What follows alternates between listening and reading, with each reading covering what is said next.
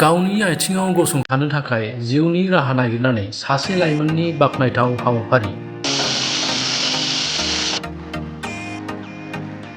Auto' गारि भारा सालायनायखौ गारनानै बायदि रोखोमनि सिखा बानायना फालांगि खालामना गोबां रां आरजिनो हादों बिरजन बसुमतारी मुंनि सासे लाइमोना।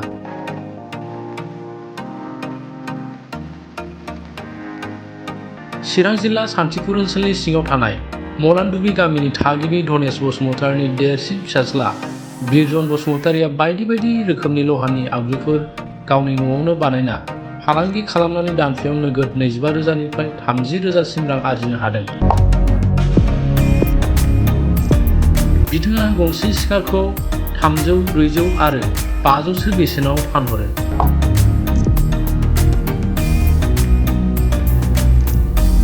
मख'नो गोनांदि बिरजन बसुमतारी बिथाङा गावनि जिउ खुंनायजों लोगोसे गावनि गामिनिनो माखासे बेकार जेंनायाव गोग्लैनाय लाइमोन आरो बैसोगोराफोरखौ रां खामायनायनि राहा होनाया ओनसोलनि मोनसे गोग्गानाय आरो थुलुंगाखांनाय लाबोदों।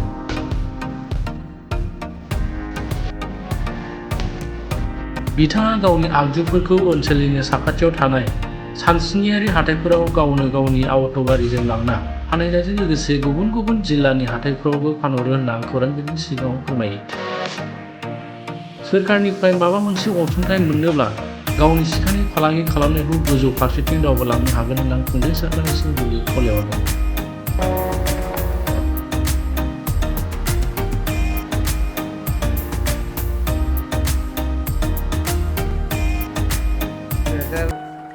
टेस्टआव आं बानायजेनदोंमोन। ओमफ्राय जेनेबा गारि सालायोमोन आङो। गारि सालायनायावबोथ' थाइसेबो प्रफिटआनो हाबनाय जाया। ओरैनो थांलाय फैलाय ओरैनो सासे सानैबाबो लांनांगौ जायो, उफाय गैया। ओमफ्राय थिग बिदिनो जोंहा संसार जानाय हिसाबै जोंहा थाइसे थाइनैल'जोंथ' जों फोलोमनो हाया नालाय।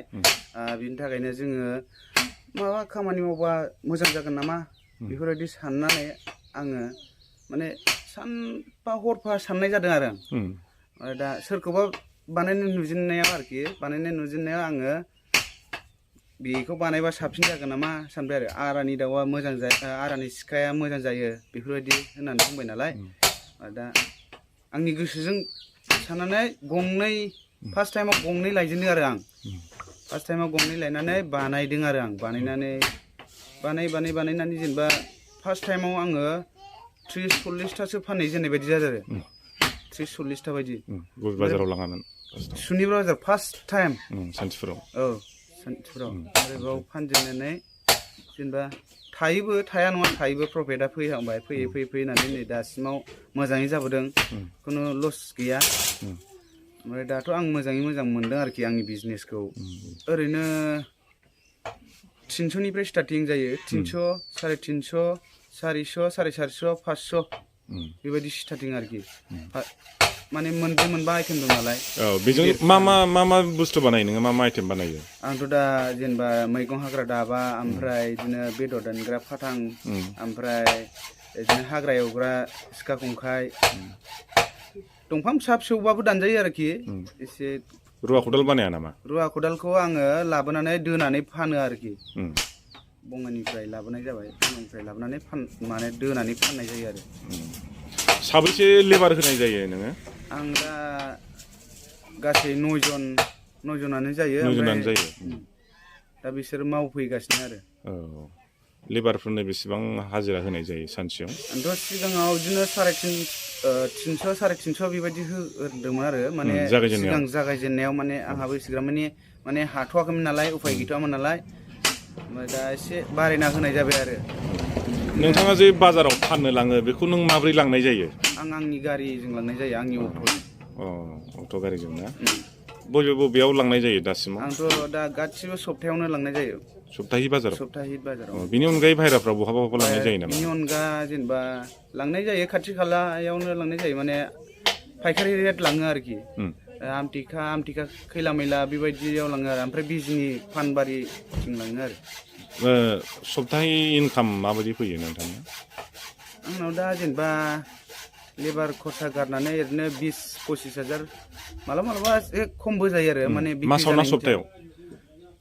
मान्थलि आरोखि। 20,000, 25,000 30,000 मालाबा 30,000बो थायो मालाबा खमावबो फैयो आरोखि माने बिक्रि जानायनि सायाव आरोखि नांनायनि सायाव लेबार क्रस गारनानै ना लेबार खरसा गारनानै दा जोंना सान्तिपुर मलानदुबि ओमफ्राय बाव बानायनाय जायो चिरां जिल्ला सोरबाफोर नांबायबायगौ आरोखि सिखा दाबाफोर नांबायबायगौबा सिखा खंखाइफोर नांबायबायगौबा लांफैनो हागोन आंहा न'आवनो माने प्रडाक्ट बानायनो नालाय बेयावनो लांफैनो हागोन आरोखि सोरनोबाफोर नांबायबायगौबा आरोखि आरानि सिखा खंखाइ बानायनाय आंथ' दा जेबो सरकारनिफ्राय जेबो माबा अनसुंथाइ मोनथ'वाखै खावलायहरगोन नामा नों माबा मोनसे जाहाथे नोंनि बिजनेसखौ गुवार खालामनो हायो खावलायनो सानबाबो जोंहाथ' जेबो लेखा फरा रोङि मानसिना जेबो खावलायहरनो हाया माने अनसुंथाइ होयोमोनबाथ' मोजां आरोखि माने आंनि बिजनेसाबो जौगागौमोन आरो गामि खाथि खालानि मानसिफ्राबो मावनानै बा जानो हागौमोन मोजाङै मोजांनो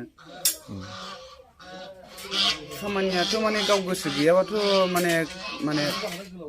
माने बेखौ नों गावनो गोसो गैथाराबा बेखौथ' थोननोबो हाया आरो मावहोनोबो हाखाया जुदि गावनो गोसो जायोबा गावनो माबा मोनसे लामाखौ माने नागिरनानैबाबो बियो बानायथारगोन आरोखि माने ओरैनो थानो नाङा माने एसे एनैबाबो माने जा एसे एनै मोनो बेयाव खामानिफ्राव गोजोमनानै थानो हायोबा मोजांसिन जायो बेखाराव थायालासिनो आंथ' बङाइनिफ्राय लाबोनाय जायो बङाइनिफ्राय लाबोनानै आङो दा ओरैनो न'आव बानायफैनाय जायो आरोखि बे मेनलि सिखा बानायग्रा बुस्थुआ मा बुस्थुनिफ्राय जायो बेयो दा मेन बे बानायनाया जाहैबाय आरा दंफां हाखावग्रा आरानि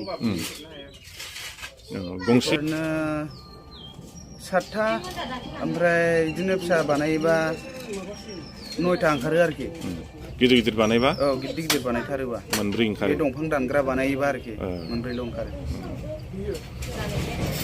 माने रायजोफोरनि जेनेबा अननाय मोनोबाथ' आंबो मोजाङै मोजां माने बानायलांनो गोसो जायो आरोखि माने जौगालांहोनो गोसो जायो दा जेनेबा आंनि आन्दारावबाबो सोरबा बायदि मानसिफ्रा मावनानैबाबो मोनजालांनो आरामै